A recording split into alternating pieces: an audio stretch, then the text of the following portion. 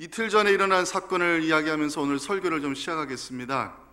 한 은행에 나타난 40대 여자가 현금 인출기 앞에서 서성거리면서 긴장감 있는 얼굴로 이 전화통화를 하는 모습을 은행 여직원이 보게 되었습니다.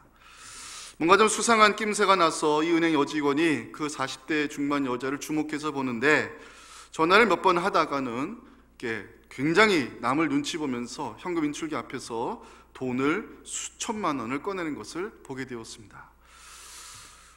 알고 봤더니 이 여자의 통장은 그동안 거래가 없던 수면 통장이었는데 갑자기 6천만이라는 돈을 인출하는 것을 보면서 이 은행 여직원이 순간적으로 이 보이스피싱 범죄자인 것을 알게 되었습니다. 그래서 그 자리에서 이 은행 여직원이 이 금융 사기 관리팀에 전화를 하게 됐고, 그 은행 여직원이 기지를 발휘해서 돈을 찾고 있는 이 여자를 갖은 핑계를 대가지고 30분을 묶어놨습니다. 그 30분을 묶어놓은 사이에 경찰이 출동을 했고, 그 여자는 보이스피싱 가담자로 체포된 주부였습니다. 그리고 밖에서 망을 보고도 있던 20대 진짜 조직 급원이 체포가 됐습니다. 그러니까 20대 남자의 조직원이 40대 중반의 여자 주부를 현혹을 해서 돈만 찾아주면 내가 몇백만 원을 수고비로 줄 것을 제안했고, 돈이 궁색한 이 주부가 그 보이스피싱 범죄자의 제안을 받아들여서 그렇게 서성거리다가 긴장감 있는 얼굴로 돈을 찾게 된 것입니다. 이 여직원의 기지가 없었다면 한 무고한 시민의 6천만 원이라는 피 같은 돈이 순식간에 이 범죄 조직으로 넘어갈 수 있는 순간에 수상한 낌새를 눈치챈 한 여직원의 그 눈치로 인해서 이 범죄가 잘 막아질 수 있었습니다. 저는 이틀 전에 그 소식을 듣고 나서 그 여직원이야말로 정말 프로의식을 가지고 있는 은행원임을 알게 되었습니다. 지능화되고 있고 전문화되어 가고 있는 이 보이스피싱 범죄로 인해서 정말 많은 피해자들이 지금도 당하고 있는데, 현금 인출기 앞에서 긴장한 얼굴로 이 전화를 받고 있는, 그리고 돈을 인출하던 그 여자를 수상히 여긴 이 여직원의 눈에 뭔가 이상한 게 보였던 것이고, 이것이 결국에는 한 시민의 피 같은 돈을 막을 수 있는 좋은 결과로 이어지게 된 것입니다. 이 은행 여직원의 눈에 왜 그 수상한 여자가 눈에 들어왔을까? 은행 직원으로서의 이 프로의식, 고객의 돈을 소중히 지켜야 한다는 프로의식이 있었기 때문에 그 여자의 수상한 낌새가 이 여직원의 눈에 캐치가 된 것이라고 저는 생각됩니다. 자, 오늘 이야기를 하게 되는 이유가 있습니다. 오늘의 설교 제목 때문인데, 오늘 설교 제목이 뭐지요? 관심 있으면 보입니다 라는 제목 때문입니다. 오늘 우리 함께 살펴보게 될 본문의 말씀, 너무나도 우리가 많이 읽었고 많이 보았고 설교로 많이 들었던 사도행전에 처음으로 등장하는 이 기적의 사건인데, 오순절 마가의 다락방에 임했던 성령 강림 사건 이후에 베드로와 요한을 통해서 성전 미문에 앉아있던 안진뱅이가 예수의 이름으로 일어나 걷게 되는 놀라운 기적이 본문에 소개가 되고 있습니다. 우리가 너무나도 익히 아는 사건이지만 10월 셋째 주 새수명 축제를 향해 달려가는 우리에게 하나님께서 이 본문의 사건을 통해 어떤 말씀을 들려주실지, 여러분 함께 열린 마음으로 말씀 들으실 때 하나님의 크신 은혜가 또 우리 심령관에 임할 수 있는 소중한 은혜의 시간이 될 수 있기를 주님의 이름으로 축원합니다. 첫째, 하나님 나라 사역은 기도하는 사람을 통하여 일어난다는 사실을 본문은 우리에게 알려주고 있습니다. 우리가 주목해야 될 말씀이 저는 1절이라고 생각이 되는데요, 사도행전에 처음으로 기록된 이 안진뱅이가 일어난 이 기적의 사건은 1절에서 이렇게 시작이 되고 있습니다. 제9시 기도 시간에. 우리가 알다시피 유대인들은 습관이 있어요. 어떤 습관이요? 하루에 3번 시간을 정해서 예루살렘 성전을 향하여 무릎 꿇고 기도하는 그들의 습관이 있어요. 오늘날로 따지면 오전 9시, 오후 12시, 오후 3시에 어느 곳에 있든지, 아마 오늘 다니엘 기억하실 텐데 어느 곳에 있든지 그 시간만큼은 예루살렘을 향하여 기도하는 습관이 유대인들에게 있었습니다. 베드로와 사도 요한도 유대인 출신이기 때문에 그들에게도 시간을 정하여 기도하는 습관이 남아 있었던 것 같습니다. 중요한 것은 베드로와 요한을 통하여 일어난 이 사건은 그들이 시간을 정해놓고 기도하기 위해 성전에 올라가는 길에서 이 기적의 사건이 일어났다는 사실입니다. 사도행전의 저자인 누가는 이것을 메시지로 전하고 싶었던 것 같습니다. 1절을 다시 보실까요? 누가는 베드로와 요한이 시간을 정해놓고 성전에 올라가 기도하는 좋은 습관을 가진 사역자였음을 누가는 우리에게 전해주고 있습니다. 이것이 왜 중요합니까? 하나님 나라 사역은 기도하는 사람을 통하여 이루어간다는 사실을 누가는 우리에게 전하고 싶었던 것입니다. 누가가 저자로서 쓴 책이 2권이 있지요. 누가복음과 사도행전을 읽어보시면 공교롭게도 보여지는 공통점이 있어요. 누가복음이 시작되는 1장을 읽어보시면 성전에서 기도하는 제사장 사가랴의 모습을 누가는 누가복음 1장에서 제일 먼저 제시하며 누가복음을 기록합니다. 사도행전을 보면 마가의 다락방에 모여서 성령의 오심을 사모하며 기도했던 그 제자들의 모습을 누가는 가장 먼저 소개하며 사도행전을 시작하고 있습니다. 누가는 무엇을 전하고 싶었던 것입니까? 하나님 나라의 사역은 기도 없이는 이루어질 수 없다는 사실, 하나님 나라 사역의 첫 단추는 기도라는 메시지를 전하고 싶었던 것 같습니다. 왜냐? 누가는 예수님에게서 이것을 배운 제자였기 때문입니다. 누가가 전하는 예수님의 모습 중에서 가장 인상 깊게 우리가 기억해야 될 구절이 누가복음 22장 39절부터 41절이라고 저는 생각되는데요, 우리 이 말씀을 같이 읽어서 좋겠습니다. 시작. 예수께서 나가사 습관을 따라 감람산에 가시매 제자들도 따라갔더니 그곳에 이르러 그들에게 이르시되 유혹에 빠지지 않게 기도하라 하시고 그들을 떠나 돌 던질 만큼 가서 무릎을 꿇고 기도했다 그랬습니다. 누가가 우리에게 보여주는 예수님의 모습 중 우리가 꼭 기억해야 될 것은 예수님은 이 땅에 계시는 동안에 기도하는 사람으로 사셨다는 사실입니다. 기도할 필요가 없을 정도로 말씀 한마디로 오병이의 기적을 일으키시고 말씀 한마디로 자연을 다스리시고 말씀 한마디로 죽은 나사로까지 끄집어내시는 메시아의 능력을 가진 예수님이 왜 이토록 우리에게 기도하는 삶을 우리에게 보여주셨을까? 하나님의 사람들은 기도의 힘으로 사는 것이고 하나님 나라 사역은 기도하는 사람을 통하여 이루어진다는 사실을 몸소 보여주기 위함이 아니었을까 저는 생각됩니다. 사랑하는 성도 여러분, 저와 여러분들을 모두 하나님께서 뜻이 있어 부르신 하나님의 사람들이요 이 시대의 사역자들입니다. 주님의 몸된 교회와 하나님의 나라를 위해서 부름받은 우리가 가장 관심 있게 보아야 할 것은 지금 내가 하나님 앞에 기도하는 사람으로 세워져 가고 있는가를 가장 관심 있는 모습으로 보아야 한다는 것입니다. 늘 해도 부족한 게 기도지만 그래도 부름받은 우리는 어떻게 하든지 기도하는 사람으로 살려고 노력해야 될 것이고 기도의 이 거룩한 습관을 안고 살아가는 우리가 되기만 하면 힘 주시고 능력 주시는 하나님의 은혜가 언제나 우리와 함께 할 줄로 믿습니다. 사도행전에 처음으로 등장하는 이 기적의 사건은요, 베드로와 요한이 그들이 정해놓은 기도의 시간에 일어났다는 사실을 성경은 우리에게 전해주고 있습니다. 하나님의 기적, 저는 지금도 일어날 수 있다고 믿습니다. 그렇다면 지금 우리가 하나님 앞에 기도하는 사람으로 살아가고 있는가? 이것이 우리가 가져야 될 가장 중요한 관심사가 아닐까 생각됩니다.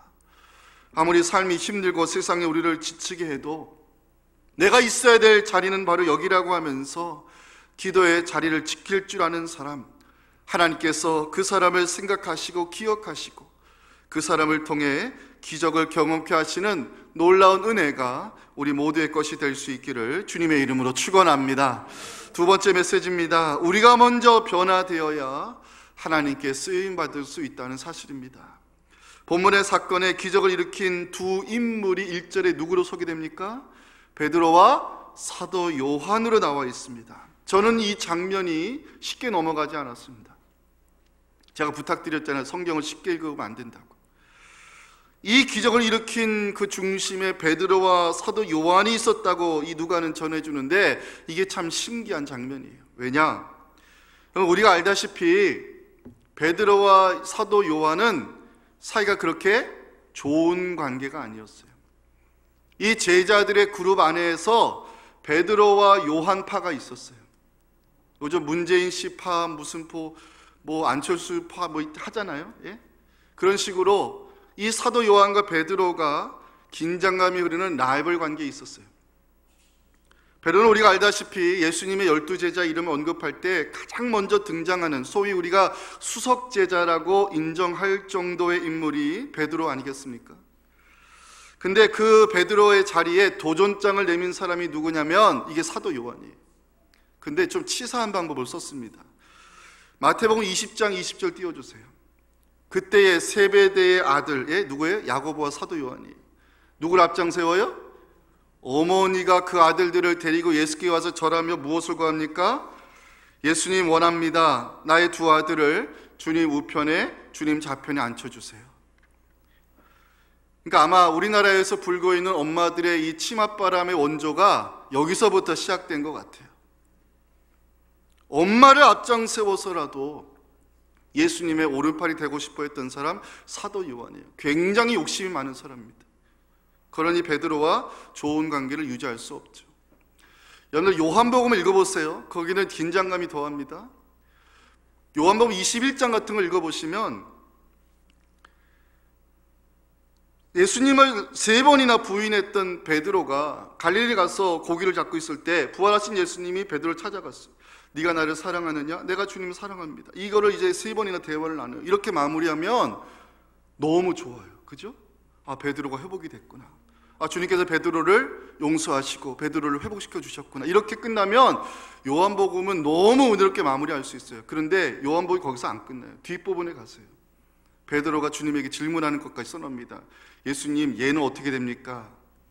왜냐하면 예수님이 그 전에 베드로에게 힘든 말씀 주셨거든요.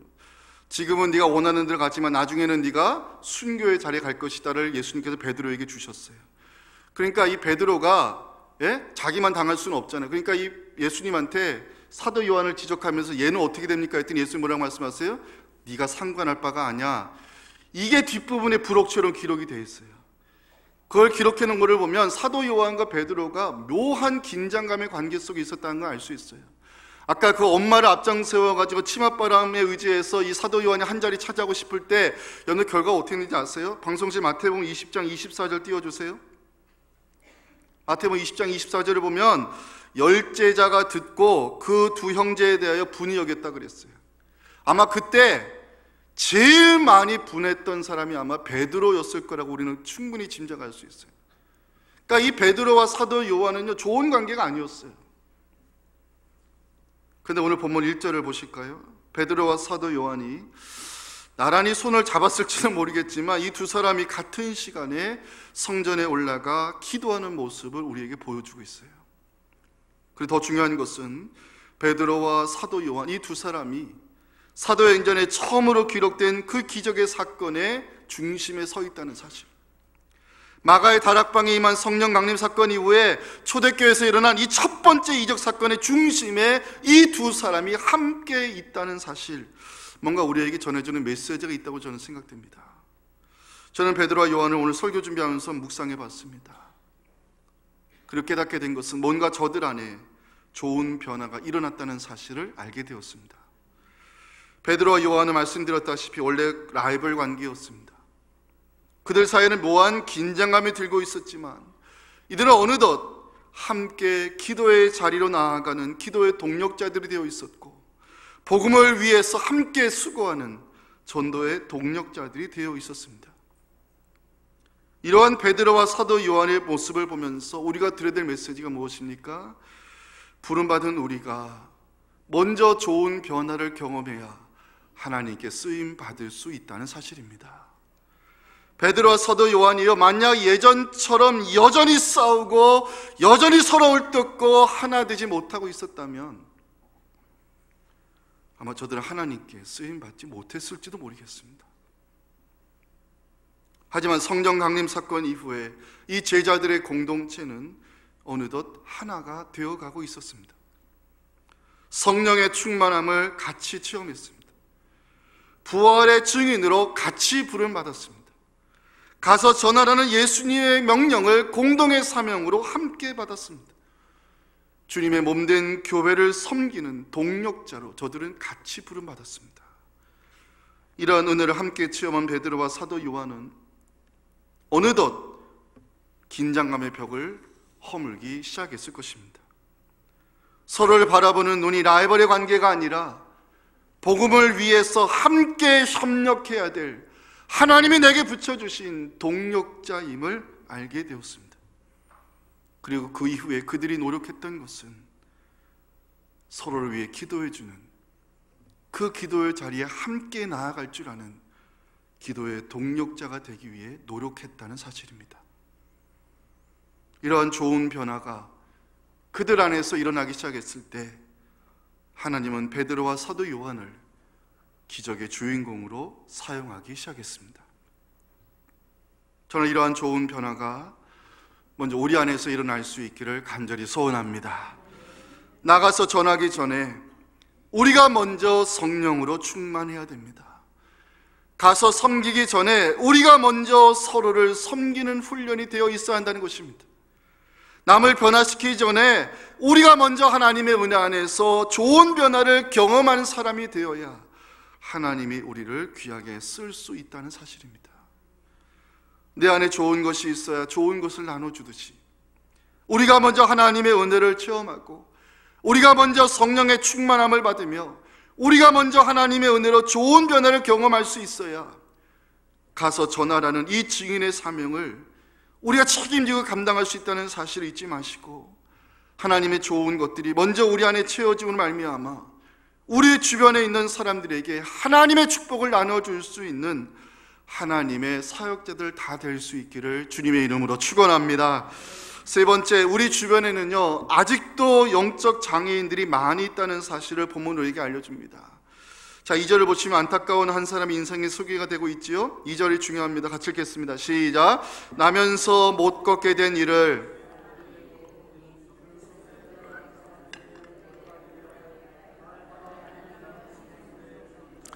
이 사람의 형편이 얼마나 어렵습니까? 태어나면서부터 걷지 못한 신체적 장애를 가진 사람임을 성경은 전해줍니다.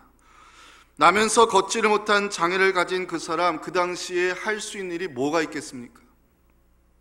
하도 그 사정이 딱하다 보니까 사람들이 이 안전뱅이를 들고서는 매일마다 성전의 미문이라는 것에 두고서 구걸이라도 하며 연명할 수 있도록 도와준 것 같아요.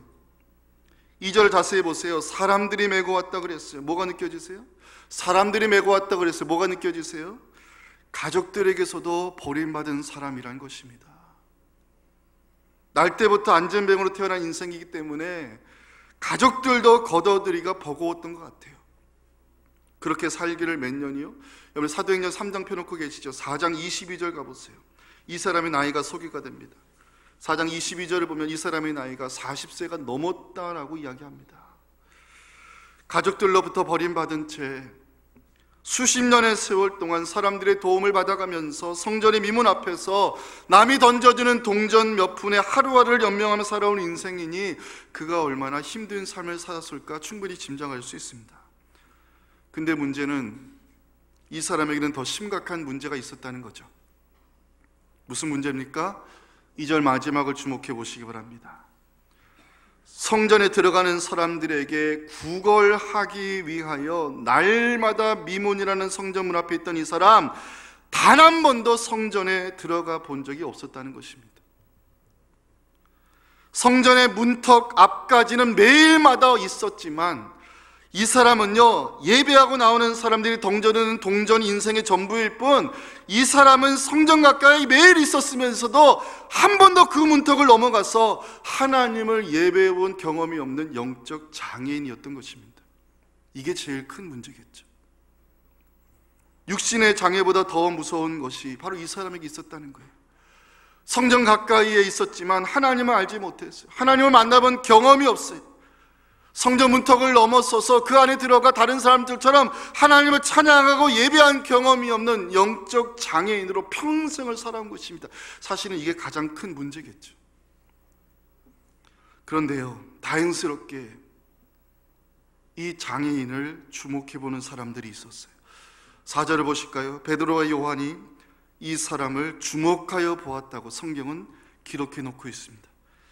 주목하여 보았다라는 그 단어를 제가 조사해 보니까 관심을 가지고 자세히 들여보다 이런 뜻이에요. 베드로와 요한 또한 제가 말씀드렸죠. 어디 출신? 유대인 출신이에요. 매일마다 성전 미문에 와서 구걸하는 이 사람을 베드로와 요한이 몰랐을까요? 저는 알고 있었을 거라고 저는 추정됩니다. 그런데 성령을 체험한 뒤에 좋은 변화가 경험되어진 후에 베드로와 사도 요한의 눈에 이 사람이 들어오기 시작한 것입니다. 전에는요, 예배하고 나오면 마음이 좋으니까 그 좋은 마음에 동정심에 동전 몇 입 던져주고 나면 잊혀지는 사람이었지만, 성령을 받은 뒤로 이 베드로와 사도 요한에게는 사람을 보는 눈이 달라지기 시작했다는 것입니다. 지금 이 사람에게 필요한 것이 무엇일까? 지금 이 사람에게 정말로 절실한 것이 무엇일까? 지금 이 사람에게 내가 줄 수 있는 것이 진정 무엇일까를 생각하며 베드로와 요한은 관심을 가지고 이 사람을 주목해 보기 시작합니다. 베드로와 요한에게서 일어난 좋은 변화는 바로 사람을 향한 관심이었습니다. 전에는 누가 더 높은 자리에 차지하는가, 누가 오른팔이 되는가, 누가 수석제자로 인정받는가, 이것이 저들의 관심이었지만 성령을 받은 뒤로 이들에게 일어난 가장 큰 변화는 사람에 대한 관심이었습니다. 사랑하는 여러분, 전도는요, 여기서부터 시작이 되는 것입니다. 베드로와 사도 요한이 복음을 전하는 사도로서 초대교회에 큰 획을 그을 수 있었던 것은 하나님 나라 사역의 본질에 저들이 눈을 떴기 때문입니다. 어제 여러분들 기도 덕분에 김해 제일교회 가서 87년 된 교회인데 가장 오래된 교회더라고요. 1200명 정도 모이는데 87년 된 교회인데도 이 중보기도 사역이 시스템화되지 않아서 어제 150명 정도의 분들이 모이셔서 같이 우리 교회를 소개하고 사역에 대해서 안내해드리고 어떤 귀한 시간을 함께 가지게 됐습니다. 근데 김해제일교회를 찾아가는데 이제 제가 버스를 좀 기다리고 있는데, 이 버스를 기다리다가 이 주위를 둘러보는데 제 눈에, 목사의 눈에는 교회가 보이잖아요. 어느 개척교회인 것 같아요. 그 상가 안에 있는 작은 교회인 것 같은데, 그 상가의 문에 이 교회의 이 표가 이렇게 걸려 있었어요. 제 눈이 확 띄어졌습니다. 어떤 표였냐면, 성장보다는 성숙을, 사역보다는 영혼을, 조직보다는 사람을 더 중요시하는 교회란 표였습니다. 제 마음에 너무 꽉 들어오더라고요. 성장보다는 성숙을, 사역보다는 영혼을, 조직보다는 사람을 더 중요시하는 교회. 저는 그 교회를 잘 모릅니다. 그 목사님도 모르지만 저는 그 교회 목사님이 대단히 중요한 목회 철학을 가진 참 좋은 목사님임을 알게 되었습니다. 무엇이 중요한 목회의 본질인가? 성장보다는 성숙을, 사역보다는 영혼을, 조직보다는 사람을 더 중요시하는 그것이 중요한 목회의 본질임을 저는 그 목사님으로부터 다시 한번 배우게 되었습니다. 베드로와 사도 요한이 성령을 받은 뒤로 눈을 뜬 것이 바로 하나님 나라 사역의 본질이었습니다.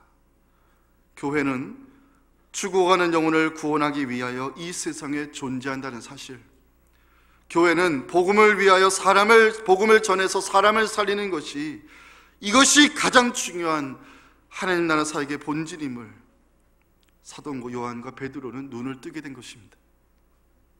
우리가 관심을 가져야 할 것이 바로 이 본질의 사역입니다.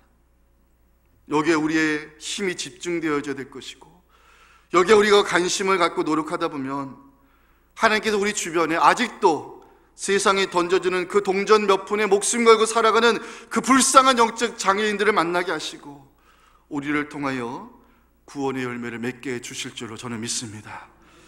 제가 신기하게도 신약 성경을 읽어보면 예루살렘 교회가 몇 명 모여 있는지, 고린도 교회 성도 수가 얼마인지, 빌립보 교회 재정이 얼마인지 신약 성경에는 그런 기록이 남아있지 않습니다. 신약 성경을 저술한 저자들의 기록에 그것들이 남아있지 않다면 아마 그런 것들은 성령의 관심사가 아니었음을 우리 모두는 기억해야 됩니다. 오히려 성경은 무엇을 기록해주고 있습니까?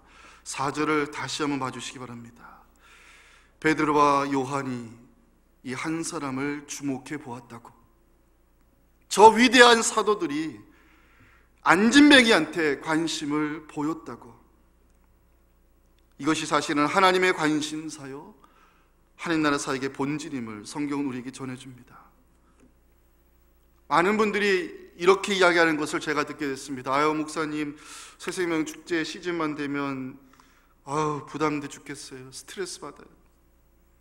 교회 생활 오래 하다 보니까 동창생들, 친구 다 끊어져. 이제 남는 것은 구역 식구들밖에 없고 우리 교회 식구들밖에 없는데 목사님, 전도할 사람이 없어요 라고 이렇게 자신 있게 얘기하시는 분들이 있어요. 합리적인 핑계 같지만 그 말을 분석해 보면 전도에 관심이 없다는 말을 스스로 하고 있는 거예요. 이해는 돼요. 교회 생활 30년, 40년 하시다 보면 세상 친구 끊어지는 건 당연하겠죠. 남는 건 사실은 우리 교회 식구들밖에 없잖아요. 그죠? 어떻게 보면 교회 식구들이 형제보다 더 자주 만나잖아요. 이해는 되지만 그런 식으로 우리가 전도를 핑계거리 삼고 미뤄내면 우리 결코 일평생 동안 30년 교회 생활했어도 3명도 전도 못하는 영적 장애인이 될 수밖에 없어요. 베드로와 사도 요한의 눈에 왜 그 안진뱅이가 들어왔겠습니까? 영혼 구원에 관심을 가지기 때문에 하나님이 그 사람을 보게 한 것입니다. 관심을 가지면 보이기 시작한다는 말씀을 믿으시기 바랍니다. 하나님이 가장 기뻐하는 일이 뭘까? 여기에 관심을 가지고 우리가 신앙생활하다 보면 어느덧 하나님이 기뻐하는 일에 힘을 쏟는 변화된 우리의 모습을 기대하시면서 하나님 나라 사역의 본질은 이 영혼 구원에 관심을 가지시고 전도에 다시 한번 힘을 쏟는 우리 모두가 될 수 있기를 주님의 이름으로 축원합니다.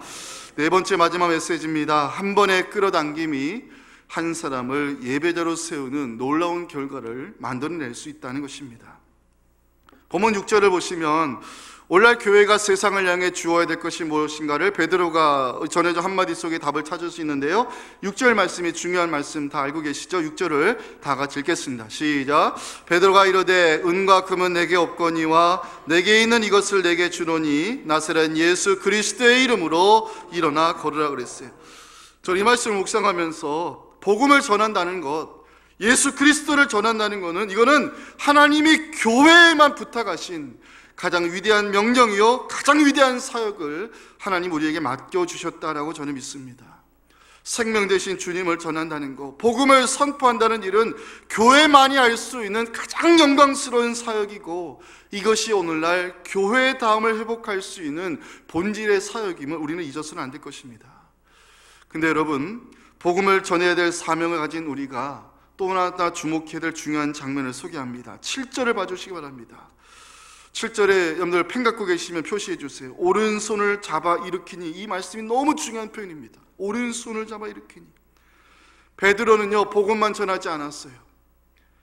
오른손을 내밀어서 이 안진뱅이의 손을 잡아 끌어당겼어요. 저는 이 장면을 오늘 깊이 생각해 봤습니다. 이것이 무엇을 의미하는 것일까? 베드로가 안진뱅이의 손을 잡아 끌어당겼다는 것이 무엇을 의미하는 것일까를 고민하다가 저는 8절에서 정말 많은 은혜를 받았습니다. 뛰어서서 걸으며 그들과 함께 성전으로 들어가면서 걷기도 하고 뛰기도 하며 하나님을 찬송했다고 그랬어요. 성전의 미문에 앉아서 매일마다 구걸하던 이 사람, 한 번도 그 성전 문턱을 넘어가 본 경험이 없었어요. 성전에 들어가 본 경험이 없으니까 하나님에 대한 지식도 없었고 하나님에 대한 예배 경험도 없었어요. 예배가 얼마나 좋은 것인지, 하나님을 찬송한 것이 얼마나 기쁜 일인지 그에 대한 경험이 없이 40여 년을 그냥 살아온 사람입니다. 동전을 던져주는 사람들은 많았지만 다가와서 자신의 손목을 끌어당겨서 함께 예배 드려보자고, 그 하나님을 함께 예배해보자고 끌어당겨 본 사람이 한 사람도 없었다는 거예요. 근데 이 사람을 누가 끌어당겼습니까? 베드로가 이 사람의 손을 잡고 끌어당겼을 때 이 사람은 40여 년 동안 한 번도 들어가 보지 못한 그 성전의 문턱을 넘어서는 은혜를 입게 되었고 놀라운 기적을 베풀어 주신 하나님을 찬송하며 처음으로 그 예배의 감격을 누리고 있는 모습을 보게 됩니다. 한 번의 끌어당김이 누군가에게는 한 번도 넘어오지 못한 구원의 문턱을 넘어올 수 있는 구원의 기회가 될 수 있는 줄 믿습니다.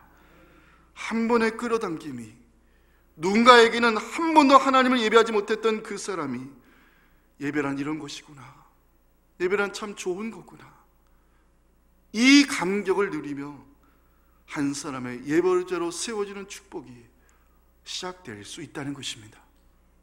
한 번도 들어보지 못한 이 예수님의 이야기를 그들이 듣고 나서 이 영적 장애가 풀려나 하나님을 아버지라 부르는 그 구원의 시작은 한 번의 끌어당김에서부터 이루어질 수 있었던 것입니다. 저는 새생명 축제 이후에 몇 분이 교회에 등록하는가 관심이 없습니다. 저는 그분들이 교회 문턱을 넘어와서 우리와 같이 예배를 드렸다는 사실, 이 예배의 분위기를 느껴봤다는 사실, 그리고 주의 종이 전하는 이 예수님에 대한 이야기를 저들이 한 번이라도 들어보게 되었다는 사실, 그리고 그들이 따라하든지 안 따라하든지 예수님에 대한 이 영접 기도를 저들이 한 번이라도 따라했다는 사실, 저는 그것이 바로 그들에게 구원의 시작이 될 수 있을 줄로 믿습니다. 지금 우리는 누구를 끌어당겨야 됩니까? 지금 우리는 누구를 끌어당겨야 됩니까? 그 답은 우리만이 알고 있을 것입니다. 전도할 사람이 이제는 없다고 핑계대는 우리가 아니라 관심을 가지면 보인다 그랬습니다. 베드로와 요한 전에는 관심이 없었을지 모르겠습니다. 좋은 변화가 그들에게 일어났고 성령을 체험했고 하나님 나라 사역의 본질이 무엇인가를 깨닫게 됐을 때 베드로와 사도 요한은 한 사람을 주목해 보기 시작했습니다. 그 한 사람에 대한 관심과 끌어당김이 사도행전에 일어난 첫 번째 기적이 되었고, 그 사건을 통하여 이 예루살렘에 성령의 능력이 퍼지기 시작하며 초대교회가 일어나게 된 것입니다. 저는 이 기적이 오늘날도 우리를 통해 일어날 수 있기를 간절히 소원합니다. 관심을 가지십시다. 하나님 나라 사역의 본질에 눈을 뜨십시다. 내가 일평생 교회 안에서만 맴도는 권사, 장로, 안수집사, 목사였다는 것을 자랑하지 맙시다. 이제는 우리의 사역의 범위를 넓혀서 교회 문 밖에서 아직도 한 번도 들어와 보지 못한 그 불쌍한 영적 장애인들이 있다는 사실을 기억하면서 그들에게 다가가 한 번의 손을 내미시고 한 번의 끌어당김을 통하여 그 누군가에는 구원이 시작될 수 있는 이번 새세명 축제가 될 수 있기를 주님의 이름으로 축원합니다.